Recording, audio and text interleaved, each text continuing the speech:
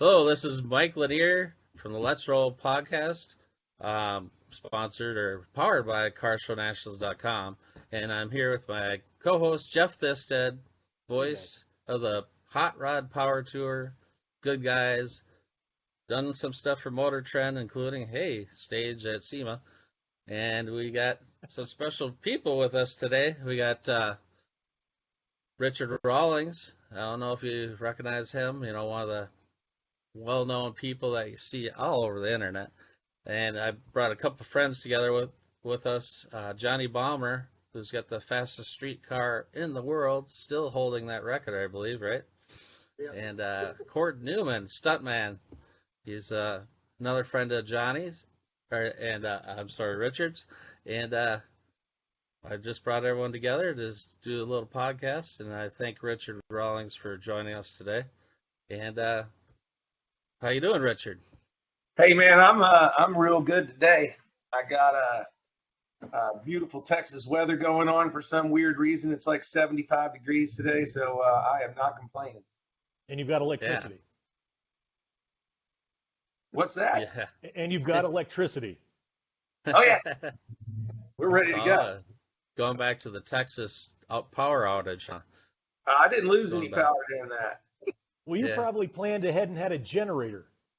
Oh, wait, what's up, Cord? I just want to point out, my power guys are here installing the electricity in my shop as we speak. Very cool. No, I didn't have any power problems because I live within the airport's grid, and they ain't gonna let the airport go out. Oh, true. Yeah. You're located in DFW? Yes, sir. I'm in DFW. Very nice. Please don't call me sir. What's your favorite barbecue joint there? Be honest. Besides the Gas Monkey Grill.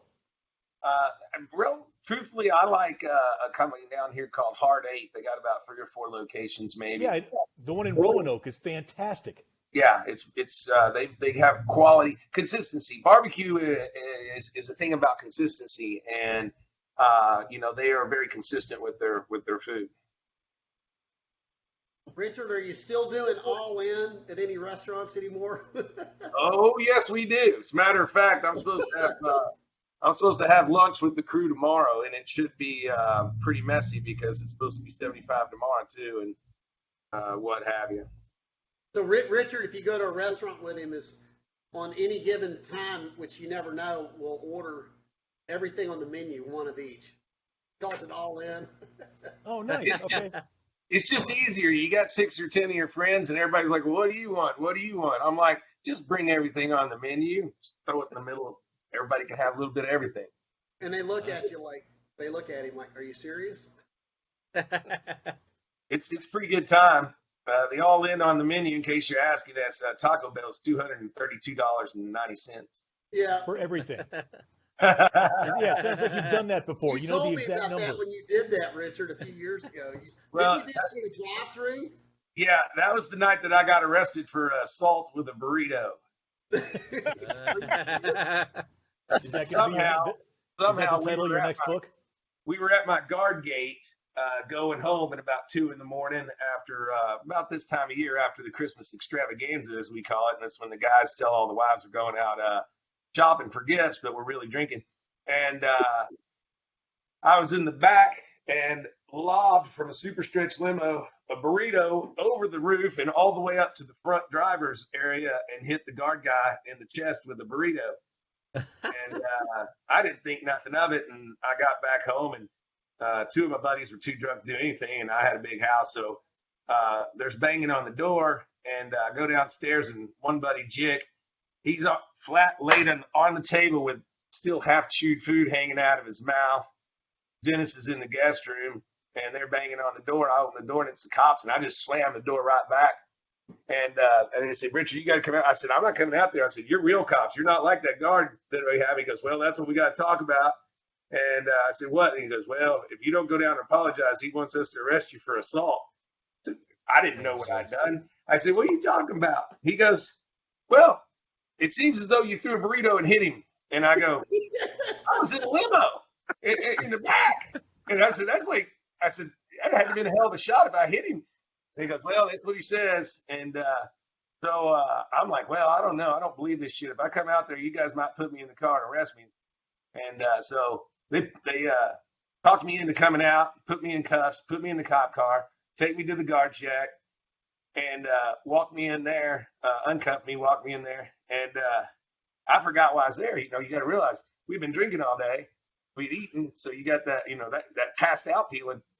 And first thing I see is the burrito laying on the ground. So I picked the damn thing up and started eating it. And everybody's like, what the hell? And I'm sitting on That's the ground. evidence. I'm sitting on the ground, unwrapping this burrito and eating it. And they're like, hey, you know, Richard. I'm like, what? Oh, shit, where am I, you know? And the guard guy's like standing there, and they have to explain to me again what's going on and where I'm at and why. And so I was like, well, I'm sorry, I guess. But, I mean, it's a damn good burrito. You should have just ate it. And what the bad thing about it was the cops said, that's good enough for us. So they left. Well, the guard gate to my house is about 1.5 miles in the middle of the night, in the middle of December. And I had to walk all the way home. So I had a good burrito, though. But the guard didn't want to give you a ride? No, hell no. They weren't going to do any of that. Hey, Richard, I used to go around when we were young in Kentucky, and we would go to these donut places and get a lot of their leftover donuts at like 1 or 2 in the morning. We'd ride around and we'd throw donuts and stuff at people walking down the street, like the students that were getting out of a late library. And it was always fun to look on their face when they realized they got hit by a donut. You know, we'd be driving by in the car. It's like a drive-by donut, you know, attack. I love it. That's I think Donuts not shooting them though. You know? I think that you, me, and Cord should start a donut attack firm. I'm down. My best Taco Bell adventure was in '05. We did a TV show called Call to Greatness, and I had to build a couch to be the world's fastest couch, which, by the way, when I mentioned that on Richard's podcast, we had a number of people from overseas that said this other guy broke the record. And yes, they're right. He broke my record, but I did it first. But I took that couch and drove it through a Taco Bell. And I was sitting in the Barca Lounger with a 6-point cage around me. And then I had my buddies in the 2 love seats that were on each side. And we drove into the Taco Bell, and the lady just stared at us. She goes, I think you have to bring a car through. And I'm like, ma'am, this thing's running. It's, you know, I can drive this. I go, it's registered. I love it. He didn't know what the hell to do, but they did sell us the Taco Bell, and we sat in the parking lot and ate it, and then drove it back to the Air Force Base. So it was kind of fun. But they let you onto an Air Force base with a motorized couch. That's where we were breaking the record at, was on the base. Okay. And we're not supposed to leave the base at all. And but I figured I own the damn thing. They can't tell me where I can drive it. And we were hungry, and everybody wasn't there yet. We got dropped off on a bus from the hotel. So we thought, hell, the only thing we got that runs is the sofa couch. So we drove it to the Taco Bell. Yeah, anyway, it was good times. Well, I want to talk to Richard about Discovery, and when did that relationship end? That might not be a good subject. Yeah. My relationship with Discovery ended in 2019, just before COVID hit, and it was a great relationship in many ways, and it was a very tumultuous relationship in many ways. But I wouldn't be here without them, and they would be way better off if they still had me. Right. It was good. Put me on the map, and we're moving and grooving now. We, when I signed my deal with Discovery, it was in all media, and the internet, as we know it, didn't exist. There wasn't any Facebooks and Instagrams and Twitters and YouTubes and all that kind of stuff. So I was never able. They viewed me as an enemy of the TV show, and so I didn't get the chance to grow in those worlds as I should have. And now we've gained all that ground back, And it's pretty cool because we've actually grown in our volume of followers, and we get more views on me going and doing, same things you saw on the show, buying, selling cars, fixing cars, what have you. We get more views on a 20-minute video on YouTube than Discovery can get on a Monday night on $1 million show prime time. Their average viewers now are around 300,000 on a Monday night show. And, I can still garner 1.5 to 3 million views on a single video. So it's a lot better. It's a lot more fun. The audience and the viewers that come by and the people that talk to us, they think that it's better. I had a lot of restrictions, a lot of things, and we had to meld into this recipe that the super intelligent car guys in the C-suites in LA wearing khakis and driving Chevy Volts, because they know what they're driving Priuses. They know what the public wants to see when it comes to car shows. So we had to stay in that recipe, and now we're able to do things exactly like we do them, and show the people what happens out there in the field for real. Like, we got a video coming out that we just made this past weekend. It's insane.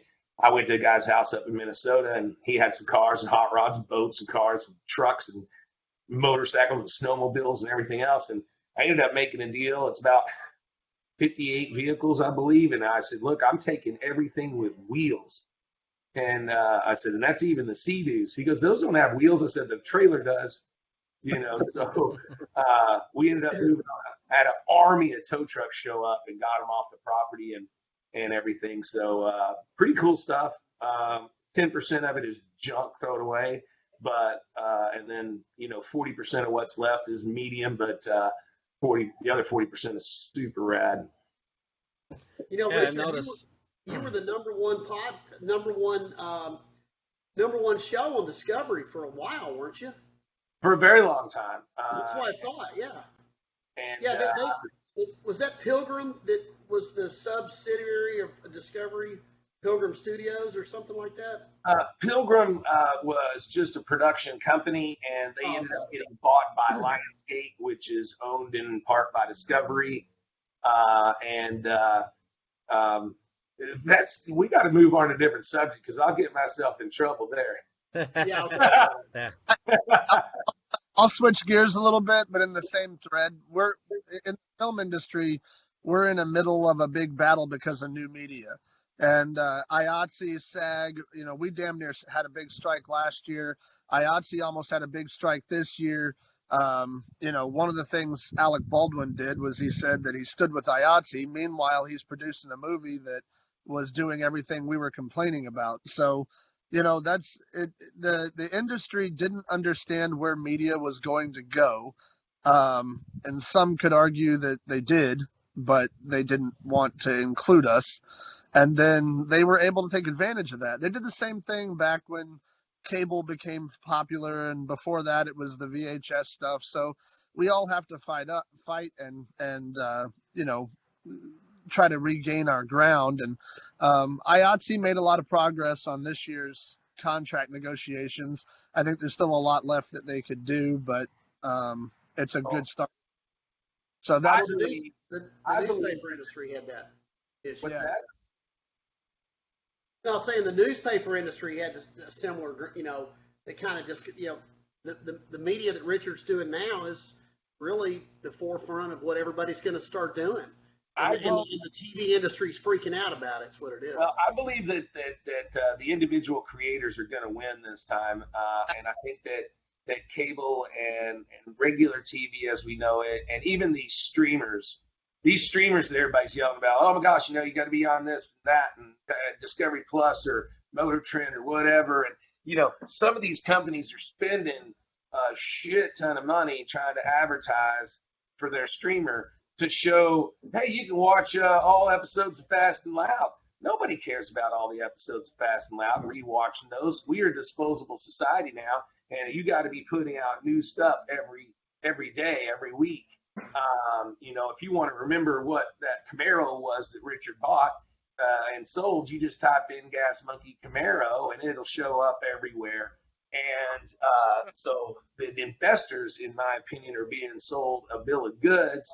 They're wasting billions of dollars trying to get these streamers going.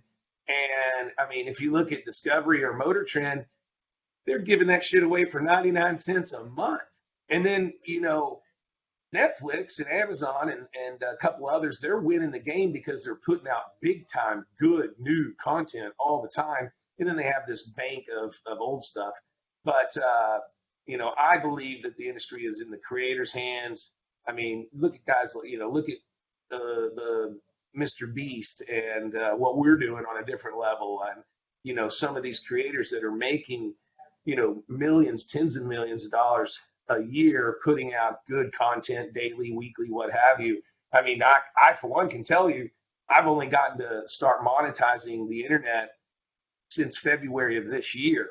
And I make more a month now from the internet and from the social channels than I ever made a month from Discovery. And I was their highest paid guy for 5 years.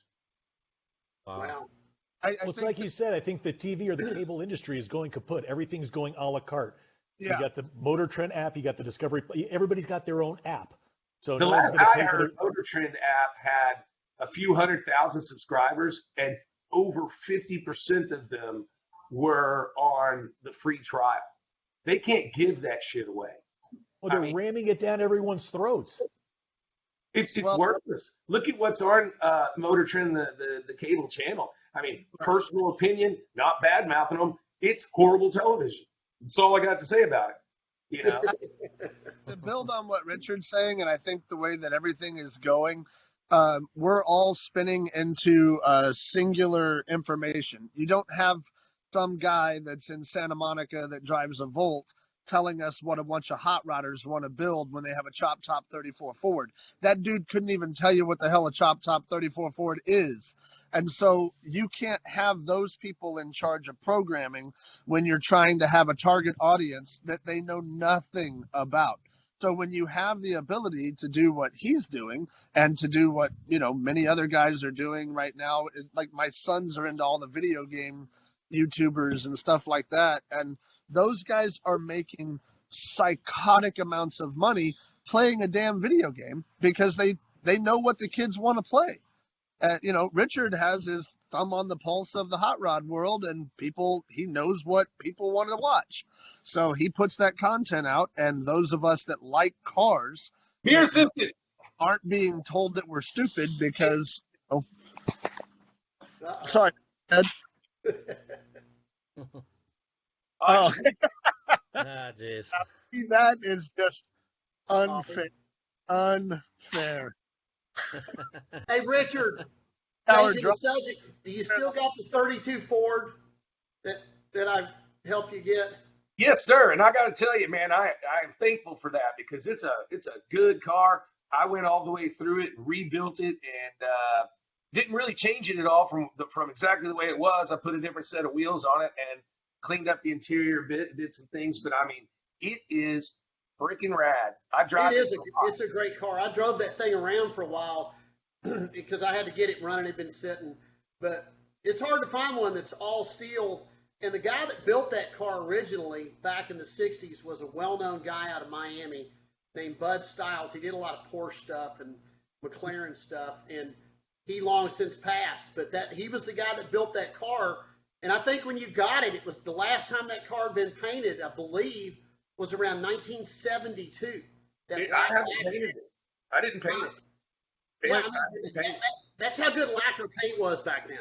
It's got some cracks and chips, and that's what I like about it. It's not so nice that I got to worry about it. I jump curbs with it, go out in the dirt. I do whatever. I mean, that's awesome, man. I'm glad you still got it. Small block or flathead? It's just a small block Chevy with 3 deuces on it, and not been chopped. It a cowl dent has been filled, and it's not even chopped. It has the original bumpers on it. Yeah, it's a cool car. It is. It really is. That guy that won my contest, I'm doing that thing where you buy a shirt or a sticker or whatever. Every dollar you spend gets you an entry to win a car. And there's a lot of them out there on the net. And they're like, oh, win this new Mustang or this new Ford truck or whatever. Well, I changed it into more of an experience. The winner gets to come here with three of their friends, party with me, have dinner and stuff like that, and go into my private collection, and they can take any car they want. Wow. And, so the first one just ended, and the guy came. Wait, all three of them get a car?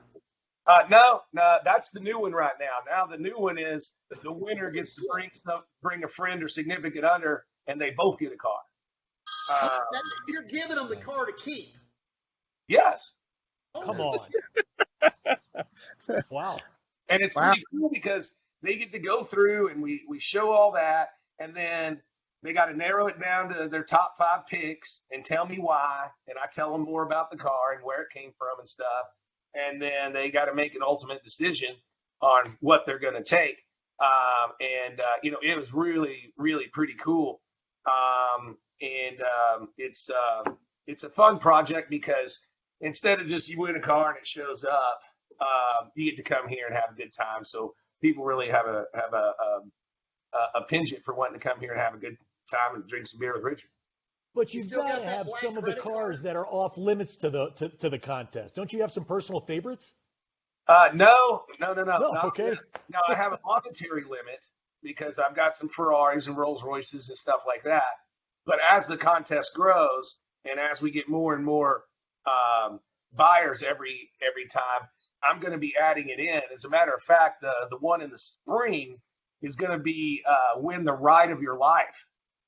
And the winners, I'm going to stick them on the Bezos space jet. Oh, God, very cool.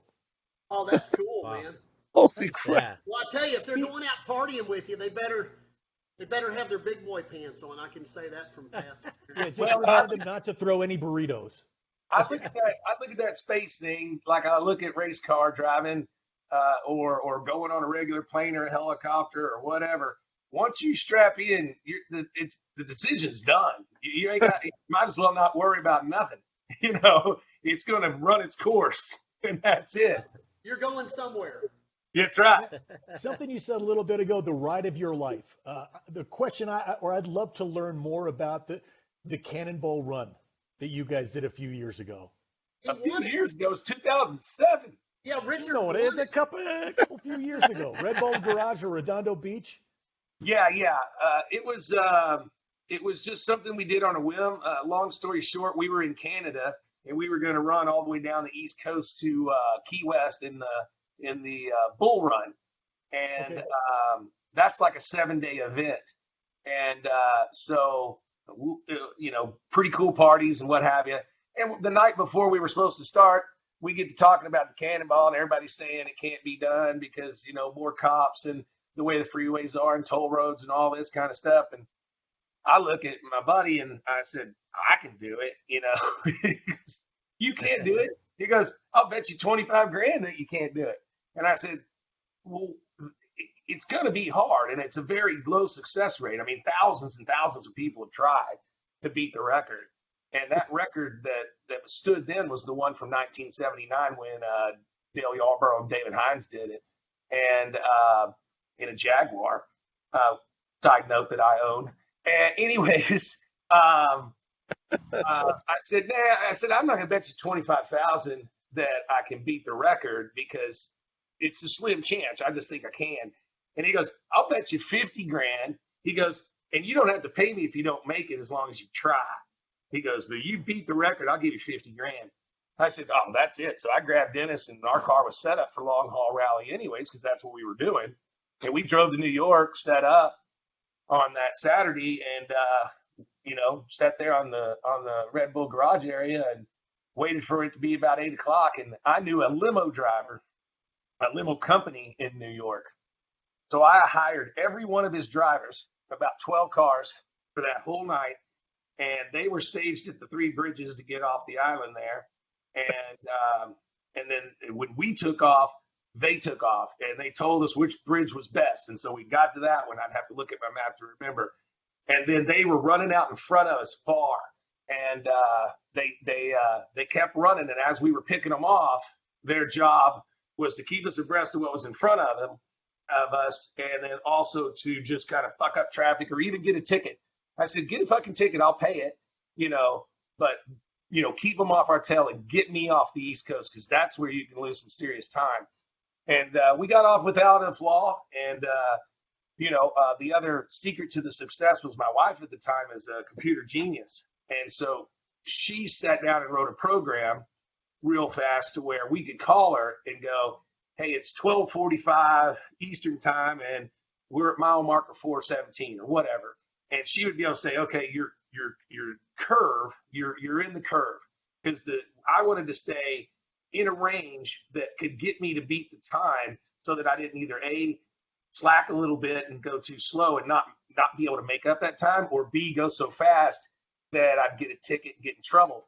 So we would stay right in that range based on her. But when we had the time in the road, we would get up to, that car really loved 160, 65 miles an hour. Ferrari 550 Maranello? 1999 550 Maranello. And at 160, 165, you could sit there and eat Cheetos with one hand and just cruise down the road. And the computer on the car showed us over 200 miles an hour on U.S. freeways 19 times, I believe. And, we were getting on up there when we had the space. We lost the most time in New Mexico because there was a lot of construction and the truckers were pissed off. And, we tried to be as nice as we could and polite as we could. And, we weren't being a-holes, but we were going fast. And, looking back at it, we finished at 31 hours and 59 minutes. That's an average speed of 86 miles an hour at 2,811 miles. That's unreal. And, it was a hell of a ride. I'd never do it again. I know the record's been broken many times now. I think it's down in the high 20s. Yeah. I think it's like 27, 28. Yeah. What kind of modifications were made to the Ferrari? All we did was put an extra fuel cell in the trunk, and that was it. That's it. Well, we had Opticon things, or whatever they're called, the blinky lights that are on the ambulances and the cop cars that turn on green. But mechanically, that's it? Or? We had high-powered CB radio that we could walk all over anybody and try to get reports. And that was absolutely all we did with the car. The bladder in the trunk allowed us to get pretty good gas mileage. The car, even the way we were running it, got like 16, 17 miles a gallon, which is insane to me. Amazing. But that's how it averaged out. We physically stopped the car, like to a complete stop, only 6 times. We got caught at one spot, and then the other 5 times were to get gas. And when we were coming across California, we were getting close in city, in LA area, coming across, I guess it's the 405, I don't know. Yeah, 405 to 10. I'd have to look at my fucking map. But I had already called and sent my driver and the trailer, and I said, you get to fucking Redondo, because the second we park this car, you're going all the way back across, because we're still in the rally. All right, so we hook out there, we beat the record. Just so happens my guy was close, and we were on fumes, and we were going to miss the time. And we literally did a splash and grab, 5 gallons out of the truck on the side of the road that helped us get to the finish line, or we wouldn't have made it. We would have ran out of gas. We missed our judgment by like that much. And they loaded the car, and that was the first time the car had been turned off in 33 hours. And they hooked all the way back across to Savannah, Georgia. Everybody know we break the record. It's all over the news, all this kind of stuff. And we didn't tell anybody we were coming back to the rally. So we've got some sleep, jumped a charter, flew over to Savannah, and we get there. The car's back there when the racers are coming in that evening from whatever town they were in the night before. And we're sitting on the car drinking beer, and they're like, what the how did you do this one? Meanwhile, the car has traveled, up to Canada, and then across America, and then back across America. And everybody's like, holy shit. I said, it's still a rally, and I'm going to win this too. And I'm sorry this story's long, but I should write a book about it. So this same buddy that bet me the 50 grand is like, holy shit. So the last stop, or the next to the last stop, was Miami. And then the next day is going to be to Key West. And everybody knows Key West is one road. It's a lot of little towns. You know, you're not going to speed. You're not going to be doing all this passing each other and all this kind of crap. So my buddy Jay Ricky goes, I'll bet you double or nothing on that 50 grand that we can come in first and second in Key West, and I'll let you go ahead and come in front of me. And I go, okay, I don't care. Let's do it. And so he goes, no matter what in the morning, he goes, no matter what, you follow me. And I go, okay. So they hand us our card and tell us it's Key West. And the only rule in the Bull Run or the Gumball 3000 or any of that is make the stop, make the lunch stop or whatever it is. It's kind of a gentlemanly rule, but it's also to kind of keep the fun going, keep everybody kind of together and what have you. So he takes off and he starts heading north. And I'm like, I don't know. You know, I'm talking to him on CB. I go, I don't know if you're paying any attention, but you're going north. He goes, just follow me. So we come across these big gates. They get opened up, and it's like a scene from Con Air. We're coming around this big Kwanzaa hut, and there's a DC-9 spooled up and a forklift and some big old plates to put our cars on. And it was at Ukalaka Airport or whatever. And so he has arranged for a cargo plane to take our two cars to Key West. And I go, well, shit, dude. Right then I'm like, this is bananas. So they're shoving the cars on. Our two co-pilots go with the cars in the shitty airplane. And I'm looking at Jay Ricky. They're finishing loading. And I said, dude, we got a problem. We got to make the lunch stop. And I said, it's kind of the thing. He goes, oh, I know. It's in Marathon Key. And he goes, that's what the helicopters are for. And as there's two helicopters start spooling up, right? And I go, well, what the fuck is there two for? And he just freaking sweet kicks my legs out from under me onto the ground and goes, because it's still a race. And we go running over there, and we fly in the helicopters while the plane's flying all the way to Key West. And we landed at the Marathon Key airport there. It's right on the fucking freeway.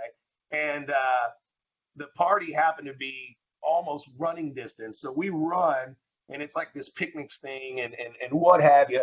And it's a big crowd of cars. It's a big crowd of people. So a few people were like, oh, where's your co-pilots? Where's Dennis? Where's Byron? We're like, oh, we were fucking out of gas. So they went to get gas in the cars. And nobody thinks anything about it, right? We have the lunch. We party with everybody. And we're still sitting there. And they're driving out. Everybody's flying out to go to Key West, laughing at us because they think our co-pilots are fucking stupid and still getting gas. And meanwhile, we run back across the freeway, get in the helicopters, fly to Key West. The cars are on the ground, and we drive around the corner to the finish stop where we've already got beer and everything waiting. And so we're ahead of everybody. I think we were there 45 minutes early than anybody else. And the guy that was in front comes up. He turns the corner, and you can see it. He is about to explode. He knows he hadn't been passed. He knows he's coming in first. It's one fucking road. And he turns the corner, and here's a Mercedes and a Ferrari, and we're all drinking beer and laughing our ass off. He stopped in the middle of the road and would not get out of his fucking car for like 10 minutes. He was so pissed off. He's like, you cheat. I don't know how you did it. This is bullshit. I said, there's no rules, man. I said, there's none. Hey, Richard. So, sorry for the long story, but it was pretty intense week. I mean, You should get together with Cord. That's a movie right there. We talked about it. I mean, that 1 week should be a movie. It was fucking ridiculous. I mean, I left out another 90% of the nuts and the craziness that happened. Hey, was Byron with you on when you did the cross country? Collins, yeah, Dennis Collins. No, what about Byron? Was Byron with you at all? Byron was Jay Ricky's rider. Oh, okay. Yeah, we stuck Byron's big ass on that freaking plane, and he hated every minute of it because, I mean, this thing was like a derelict. The crew didn't speak much English. This thing's dripping oil and, I mean, it really did look like that shitbox prison plane from Con Air and just older and beat up. And I was like, man, I'm not going on that. But, I mean, I will if I have to. But they were like, no, the co-pilot's got to go because we're the drivers. And the car, they said they were up in the air.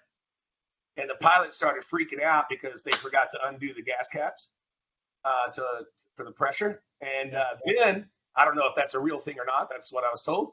And then they popped the fucking tire on the Mercedes, and they had to change the tire inside the plane, put the spare on while the plane's flying. And if you've been in a shitty cargo plane, it's hard enough just to ride in there, much less to do anything. Cord knows that. Yep. These bro, trees are pretty dependable. I got asked by my friends at Archstone to do a car movie, and they've got $1 million or $2 million to do the film. It wouldn't be a big budget, but dude, that would be a hell of a cool show. All they want is like a Cannonball Run type movie. That's exactly what that is. Well, and the trick to Cannonball Run, being as success as it was, is that it was real stories. I mean, Yep. Hal Needham and all those guys, they really did that shit. They drove ambulances. They dressed up like police. They did silly shit. So, I mean, it's a good story and it's real. So you could bounce in a movie situation. We could bounce back and forth from the rally. Who's getting in trouble there? Who's going to jail? Well, Richard and Dennis are in the middle of Oklahoma doing 190 on the fucking tollway. And really tell that story. And then when you blend it into, putting cars on airplanes and helicopters and shit, I mean, it just bananas. I mean, just bananas. I mean, You guys still have the car? I'm not a stuntman like Cord, and I'm literally hanging out on the rails of the helicopter and leaning out like this. They don't know I'm up there, but we can see the race cars down there. But Dennis still has the car. It's still stickered up. We take it everywhere and what have you. We actually sent it over to Dubai for a car show a couple of years ago. And it's funny. This is a true fact. Nobody that has set the record has ever sold their car except for one, and that was the 1979 Jaguar, which is David Hines and Dale Earnhardt. Whatever. Anyway, Yarborough. Every single person still has their winning car. No one's ever sold it. Wow. The only reason Yarborough sold it is because they stole it off of one of the dad's dealerships. It was originally oyster blue. They painted it black, put a fuel cell in the back of it, and ran the shit out of it. And then when they got back, they stuck it on there and sold it as a used car. And I heard about it about 8 or 9 years ago, and it was in a junkyard in Connecticut. And they said, "Look, this is the car. It's got a plaque on the dash," because I guess they told the story and to sell the car. Had the plaque on the dash and everything else. And I called up Hines, and I said, "Look, this is what I'm being told." He goes, "Yeah, that's the car." And he goes, "Scratch off a little bit of that paint." He goes, "There's blue under there." He goes, "That's the car." Sure enough, it's in really bad shape. It needs total restoration is an understatement, but we do own it. We want to get to doing it and telling its story one day. We just hadn't gotten around to it. That's awesome. That's The incredible. Dude, we need to get... The whole time Richard was explaining this story, Johnny's trying to figure out how he's going to beat that. You go fast enough. I just don't think he's very enough. No, I'm a homebody, man. I'm not going across the country. When are you gonna get this 300 barrier down, dude? Yeah. Well, listen, you see the car behind me. I just finished getting all the wiring done, and I'm working on it Saturday. Got it running, the new motors in it, and we're doing some base tuning on it Saturday. And then I've got a hub dyno now that I can dyno the car on, because you can't dyno it on a regular dyno. It spins the wheels. It makes too much power. And hoping to run the car early this 2022, man. And it should go about 315 or so. You see, I took all the stickers off but yours, because it had so many sponsors on it, and I'm not using it. None of them are sponsoring me anymore. So I just cleaned it up a little bit. Well, we need to redesign the stickers for 2022. And You tell me when you want to do it. I was going to ask you that because it says Gas Monkey Tequila, but everybody knows this scheme that's on the car, the theme, or whatever you want to call it. And I didn't want to change it unless you wanted to put a different wrap on it. So yeah, I'll have my designer do it, and we'll look at a different wrap. Richard, wasn't it us that finished the last of that Gas Monkey Tequila off the night I got the haircut? Yeah, we drank a lot of that night. I think I have about this much left in one bottle, and I'm out. I've got about that much left in the cinnamon, right? Yeah, I've got some. Yeah, I'm going to relaunch it in 2022. I was in a pretty bad legal battle with some people that I can't name, but you probably know them. And so I had to make the company look like it was faltering instead of making it look like it was progressing, because then they would fight that much harder if I was doing that much better and what have you. And they had to make me look like they had to take my money away, so therefore they took my shows away. But I ended up victorious, David and Goliath type story, and here we are. I'll be relaunching the tequila. It did very well, so I'm not worried about it at all. And we'll be relaunching the energy drink, and it's really a good thing, because on both of those two products, it was more like a market test that I can now show and prove the performance, and it also allowed us to learn. So the new and improved versions of those companies will be much, much better than the first ones. And you're the only person that had the rights for the tequila in the United States at that time, right? I was the only tequila hecho in America, so to speak. Wow. Yeah. So is the new, if we rewrap the car, is that something that you would, a different color scheme and all that, or is it still going to be Gas Monkey? That's what I was asking. No, I think we put something fun on it, like Cord Newman sucks, or Cord Newman right on the side of it. Man on Hey, fire. he lives in Florida. He'll come down and burn my house down. Yeah, no, we I think we could come up with a new design that whatever we do have going by then. I've got a couple of new show idea things that I'm being pitched. Me and Cord want to do a car movie of some sort. A lot of things are happening. I'm being courted pretty heavily to get back on TV, and I tell you the truth, I just don't want to do it. I've told them that if the money is like stupid, I'll do it. I said, but to get on TV, to just be back on TV, I said, there's no way. It is not for the faint of heart, and it is a pain in the ass. I don't know how you do it. I don't know how you did it, because I used to talk to you, and I mean, I think one time you told me you'd been back to your house one time in about 70 or 80 days, and the amount of work that you had to do, and the late nights, and eating out all the time. I don't know how you stayed skinny. I really don't. Yeah. Well, I'd tell you those secrets, but I don't want to put them out there. But anyway, they would go. It was so silly. I mean, I got to build a car, and I know what that takes, and I got to buy the car, build the car, sell the car. And they would come back with like, oh, here's our schedule for the next 25 episodes.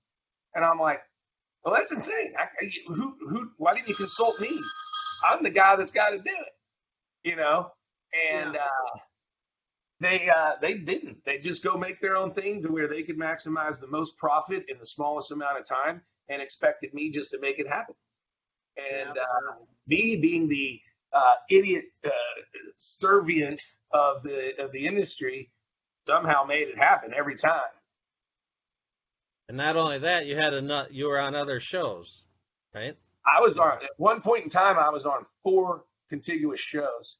And I was so stressed out to the max, because I'm still also having to run a business, worry about the mathematics of what I'm doing in the shop. And then I would show up and I'm like, what show am I on? What am I doing? Where is it? What is this? Wow. And, so it was pretty painful at parts. I'm not complaining. It was, I made good money. I got Gas Monkey on the map. That was my main goal. I'm not, what's the phrase? I'm not complaining. I'm just bitching. But, COVID was the best thing in the world for us. I left Discovery at that time. Everybody else went, dark, so to speak. So none of my competition was able to catch us or do better. And, quite frankly, we just did a study. We've got about 25 plus million followers across the platforms. And that makes us bigger than pretty much anybody you can name in the automotive motorcycle world. And I don't care if it's racing or whatever. Yeah. That's awesome. You made a smart move because in 2019. Oh yeah, you got a crystal ball. Yeah, the YouTubers were the people that had the lines at SEMA. It wasn't the celebrities, it was the YouTubers.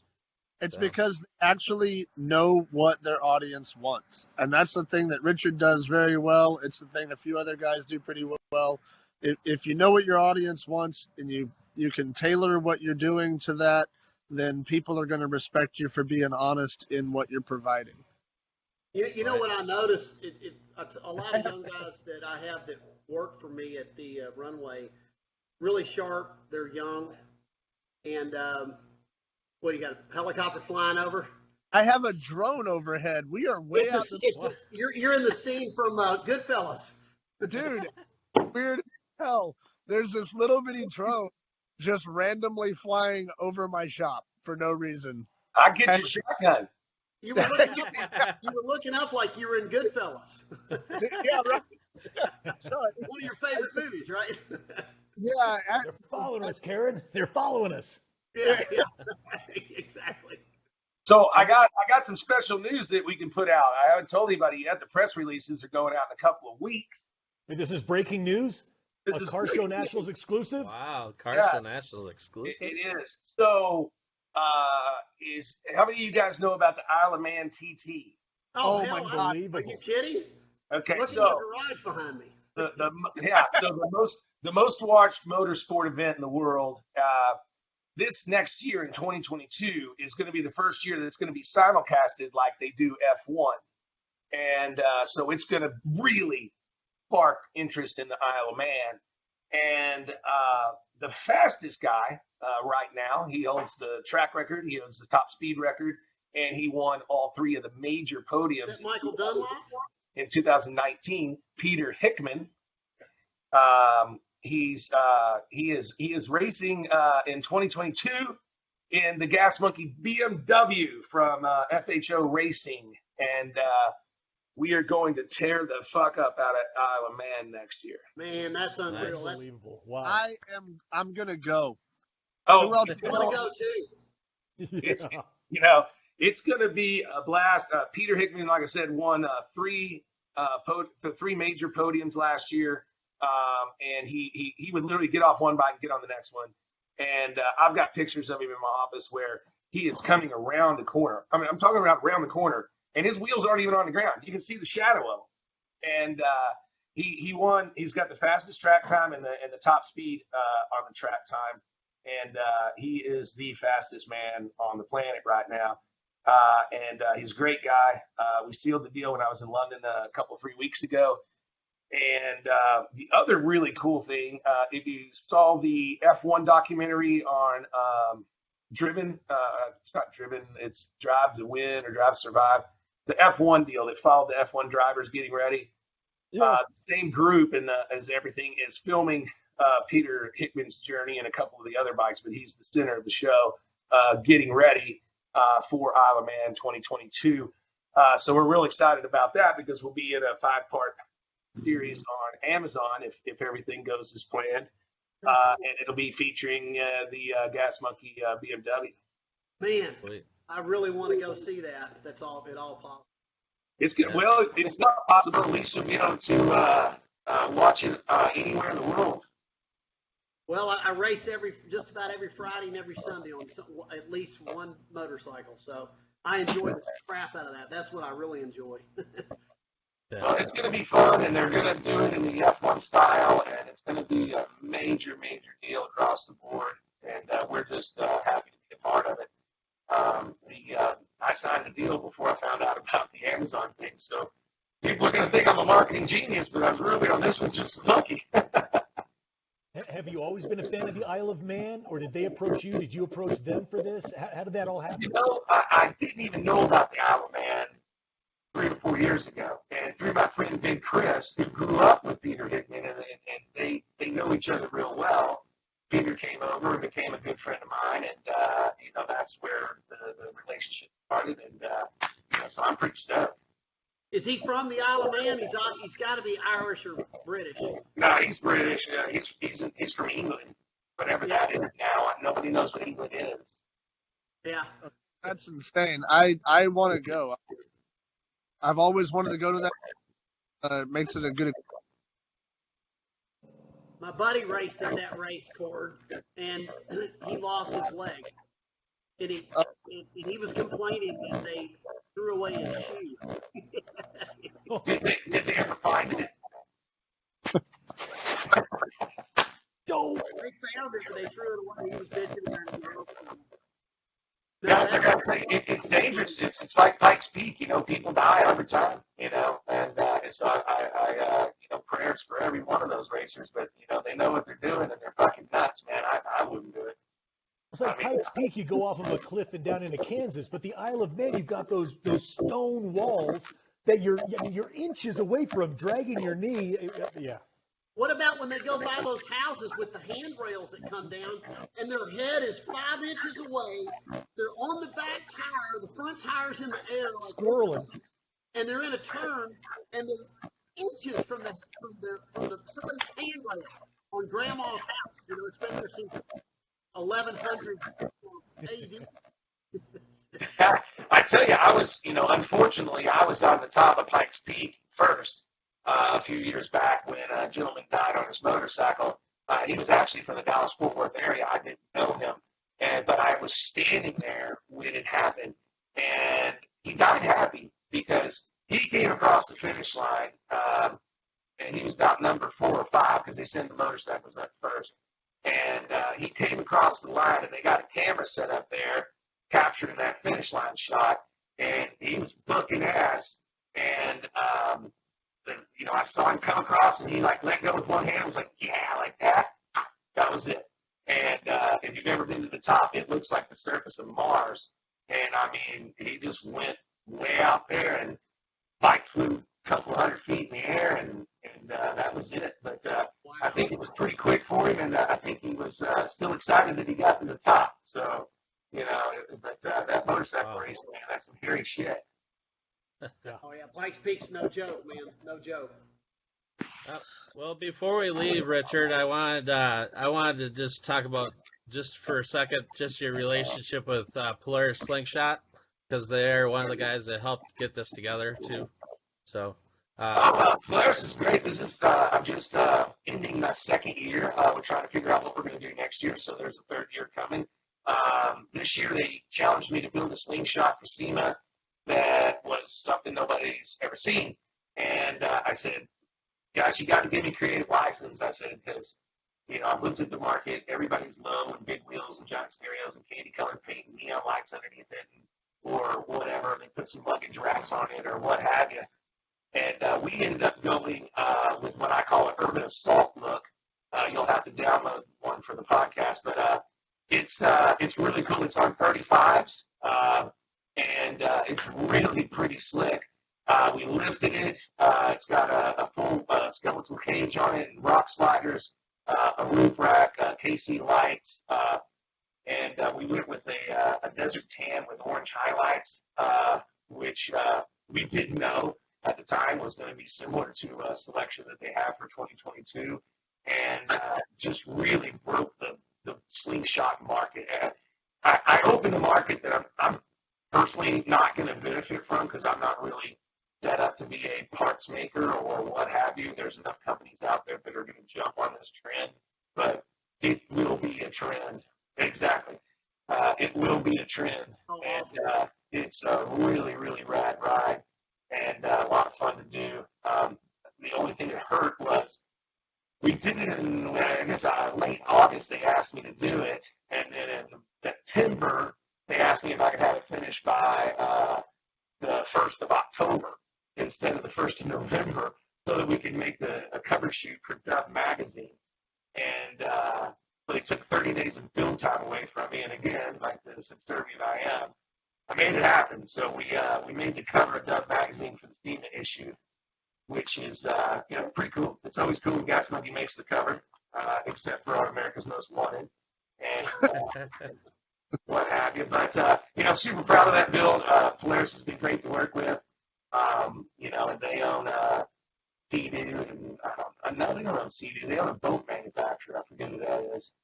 That was what it is. They own a boat manufacturer. manufacturer that makes like pontoon boats. And I said, well, give me a slingshot and a pontoon boat, and I'll come back to you. We ought to get a good Lord knows what I'm talking about. I think they own Bombardier too. Yeah, they do. They do. Yeah.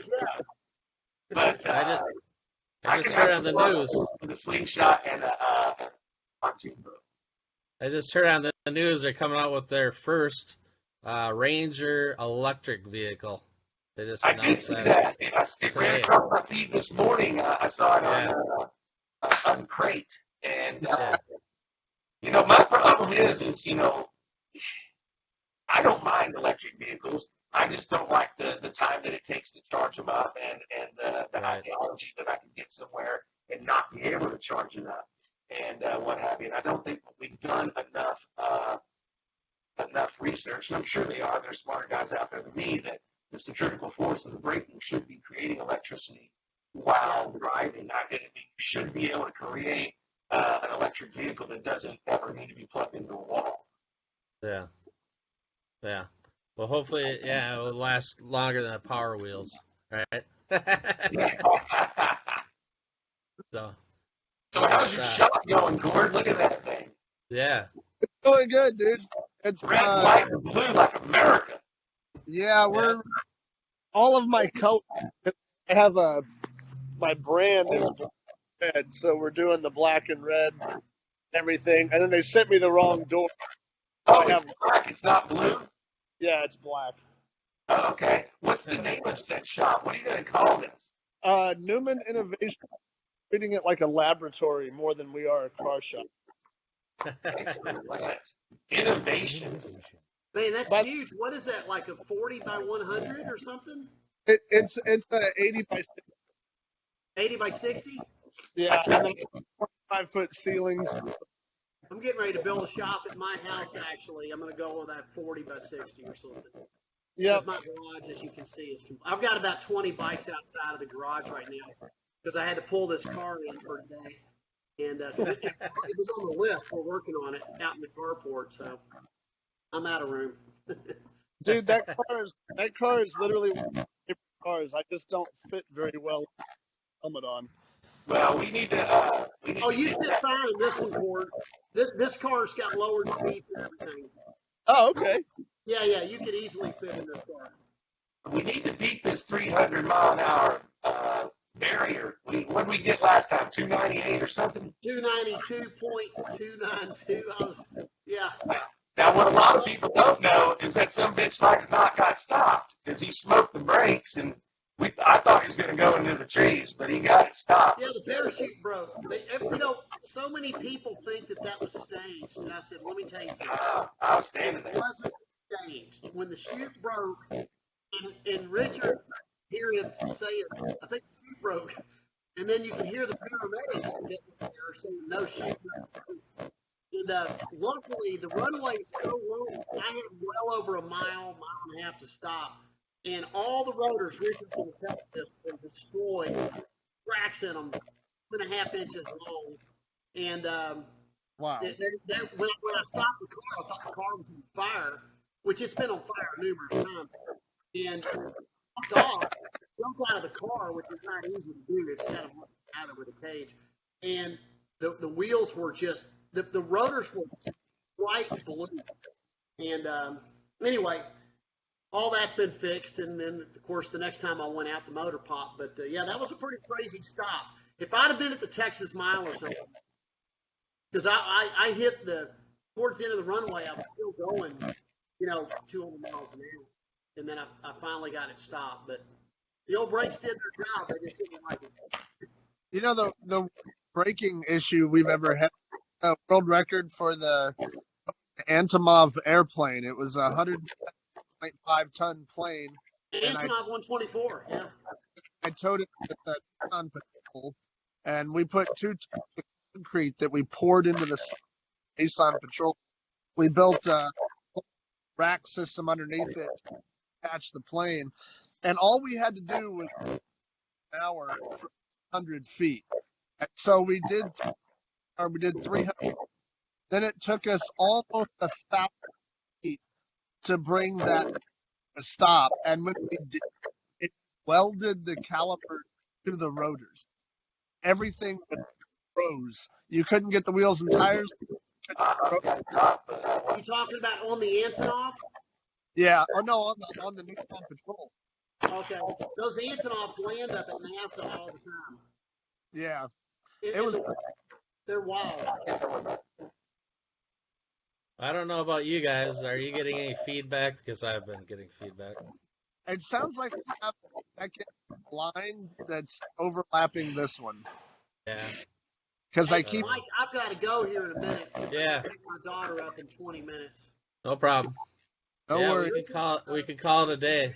Cord, great to meet you two guys, and Richard, as always, thanks again for everything. And let me know what you're thinking on the wrap, and I'm hoping in the next 2 months or so, if everything goes well, we're going to hit it again. Where can we find you in 2022, Johnny? I'm Johnny Bohmer Proving Grounds is mainly car testing, just regular car testing. The Johnny Bohmer race is I'm not really big on the social media stuff. This is really all I do. Yeah. You know? And then I work a lot at the runway. That's the biggest thing is that we're super busy just with regular electric cars, and we have a lot of we're trying to break world records in the production cars all the time. And I drive for a lot of people too as well. So, you know, thank God I'm busy. That's all I can say. He's usually on the road and track or something almost every month, I swear. Who, me? Yeah, I've seen your name a million times. Yeah. I know. I don't do those articles, but somebody's doing them. Yeah. Hey All guys, right. I've got a surprise visit from the safety compliance or risk prevention or loss prevention or whatever here, and All he's right. bouncing around. I'm not sure if I should shoot him or let him trip up or something or what. Hit him with the burrito. I got to roll out there. But Thanks so much for taking the time to be with us. yeah, it's been fun. Richard, You guys Johnny. have been chatting away and talking. Yeah. Yeah, thanks a lot for joining us, Richard. Hey, man, thanks, guys. Let's get that show made, Corn. Let's do it. I'm ready. Later. I'll come hang by the script. All right. See y'all later. See you guys. Thanks, guys. We'll see you. Thank you. Thank you.